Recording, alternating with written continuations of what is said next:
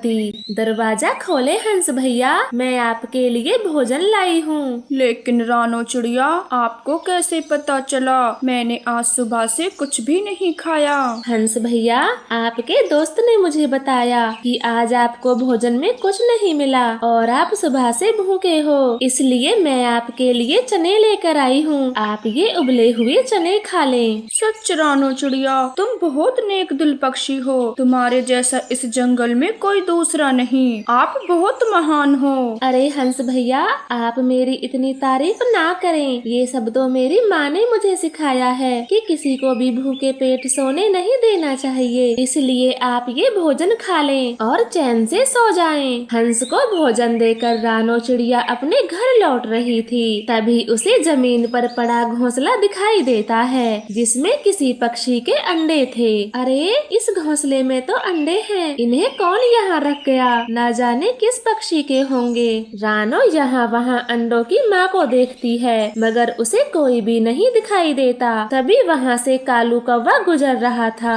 चिड़िया उसे रोक लेती है। कालू भैया, आप इन अंडों के बारे में कुछ जानते हो? न जाने कब से यहाँ पड़े हैं। नहीं नहीं रानो चिड़िया, मैं तो आपको देखकर यहाँ रुका हूँ। वैसे ये घोंसला कौन बेवकूफ पक्षी यहाँ रख के गया है? पता नहीं किस पक्षी के होंगे ये अंडे। मैं काफी देर से इनकी माँ का इंतजार कर रही हूँ, कब वो आए और अपना घोंसला किसी सुरक्षित जगह पर ले जाएं। कालू कौवा और रानो चिड़िया की बातें एक खूंखार बाज सुन रही थी और उनके पास आकर बोलती है, तुम दोनों कौन हो और मेरे अंडों के पास क्या कर रहे हो? हटो हटो, मेरे घोंसले से दूर हटो। अरे, हम तो आपके बच्चों की रखवाली कर रहे थे। अगर इतना ही डर है तो पहले इन्हें ऐसे अकेले छोड़कर क्यों गई? वो जिस पेड़ पर मेरा बसेरा था उस पे आग लगी है आग, तो जल्दी जल्दी मैं यहाँ रख गई। अब मैं जाती हूँ। ऐसे बोलकर चील अंडों को लेकर वहाँ से उड़ जाती है और मन ही मन तो बहुत खुश थी। आज तो जी भर के अंडे खाऊंगी, वो भी अपनी गुफा में बैठकर। हा। क्या बेवकूफ बनाया उन दोनों को।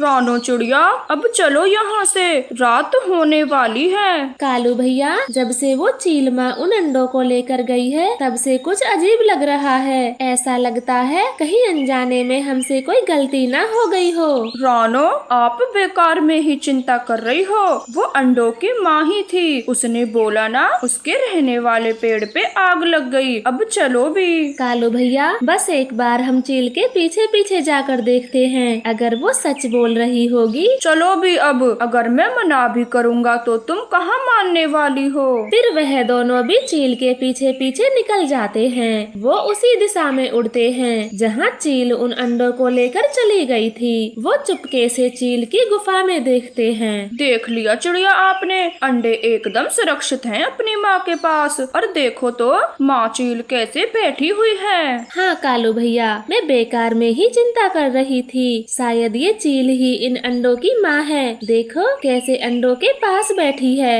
ऐसे कहकर चिड़िया और कालू वहाँ से जाने वाले थे। तभी एक अंडा फूट जाता है और उसमें से नन्हा सा बच्चा बाहर आता है। अरे रे, ये अंडा तो फूट गया, पर कोई बात नहीं है, तो नन्हा सा बच्चा ही। इसे खाने में तो बड़ा मजा आएगा।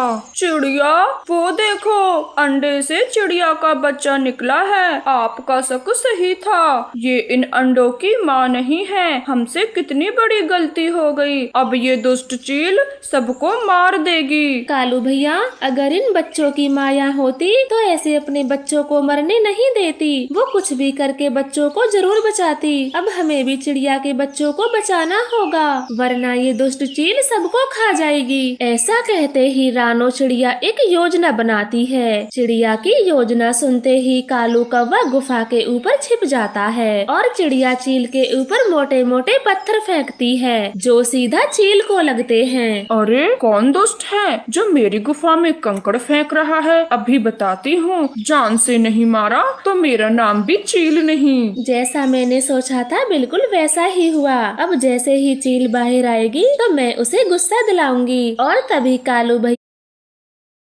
रघुनंदन